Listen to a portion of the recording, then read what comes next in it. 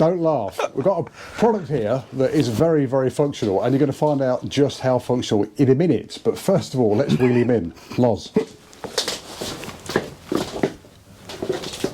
What are we saying? Right.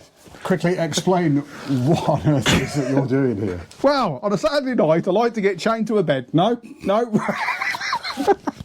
Wrong video. In another video, we've done Snaptech collars. Yes. About attaching to a jacket. It goes on the Lonborg, goes on the Manzano, goes on the Tridale. This is the Snaptech collar. Yes, you can wear it if you want to go out, look like a gimp, do whatever. $39.95. Done. Thing is, though, if this is actually clipped on. Yes. So it's clipped onto the jacket. So what you get is it goes under the helmet, but you can twist your head. There's no restriction. You've got enough to do lifesavers, all that kind of stuff. So it's good. It's $39.95.